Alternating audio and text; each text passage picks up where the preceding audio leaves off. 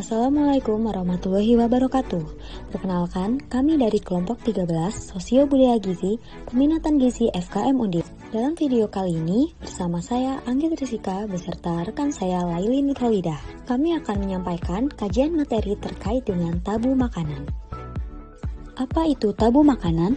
Food tabu atau tabu makanan adalah larangan untuk mengonsumsi suatu makanan tertentu, karena apabila melanggar akan terdapat ancaman atau hukuman kepada orang yang mengonsumsinya.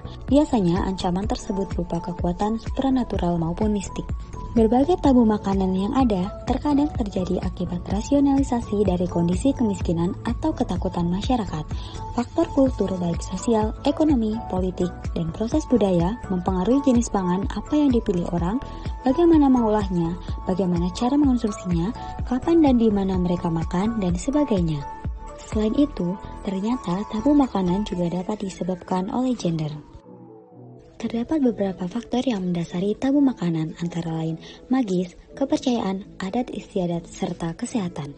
Tabu makanan masih terjadi di berbagai suku di Indonesia. Salah satu suku yang terdapat banyak tabu makanan adalah suku Banjar. Suku Banjar adalah penduduk asli yang mendiami sebagian besar wilayah Kalimantan Selatan. Karakteristik suku Banjar dipengaruhi oleh budaya kerajaan Banjar dan letak geografis yang cenderung keras. Suku Banjar terkenal mempunyai karakter agamis karena masyarakatnya dominan beragama Islam. Salah satu bentuk tradisi lisan masyarakat Banjar adalah pamali. Pamali merupakan pernyataan larangan melakukan aktivitas bagi masyarakatnya, sebab diyakini jika melanggar akan menerima akibat yang tidak dikehendaki. Latar belakang tabu makanan pada budaya Banjar. Konsep tabu dalam budaya Banjar bagaikan dua sisi dari mata uang, dapat dibedakan tapi tidak bisa dipisahkan. Pada satu sisi, pantangan mengandung tulah yang berarti kesialan yang ditakuti kalau dikerjakan, sehingga anjurannya adalah jangan dilakukan. Sementara pada posisi yang lain, tabu dalam budaya Banjar juga mengandung maksud untuk mendapatkan tuah, yaitu suatu keberuntungan. Anjurannya adalah jangan tidak dilakukan atau harus dilakukan. Sehingga tradisi dari nenek moyang dari dahulu masih dapat bertahan dan mengakar di masyarakat Banjar. Contoh tabu makanan pada suku Banjar diantaranya yang pertama yaitu ada kerak nasi. Masyarakat Banjar mempercayai bahwa ibu yang makan kerak nasi kalau akan mengalami kesulitan saat melahirkan, darahnya akan menjadi bau dan ari-ari akan lengket. Kemudian yang kedua yaitu ada bakso. Ibu yang memakan bakso dipercayai bayi yang dikandungnya akan menjadi besar serta bayi itu pun akan mengalami bisulan. Selanjutnya yang ketiga yaitu cumi-cumi. Konsumsi cumi-cumi dipercayai masyarakat Banjar akan mengakibatkan anak berjalan mundur. Kulit bayi akan hitam dan bayi akan lahir sungsang. Yang keempat yaitu telur. Konsumsi telur akan mengakibatkan bayi bisulan. Bayi akan lemah dan bodoh, selaput ketuban menjadi tebal seperti telur. Yang kelima yaitu ikan lele. Konsumsi ikan lele dipercayai dapat mengakibatkan kepala bayi menjadi besar seperti lele dan anak akan menjadi nakal. Yang keenam yaitu daun minju.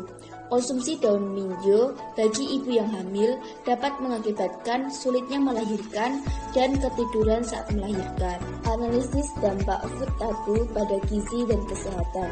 Beberapa lauk hewani dihindari oleh ibu hamil di suku Banjar. Berdasarkan aspek gizi, lauk hewani sangat dianjurkan untuk ibu hamil.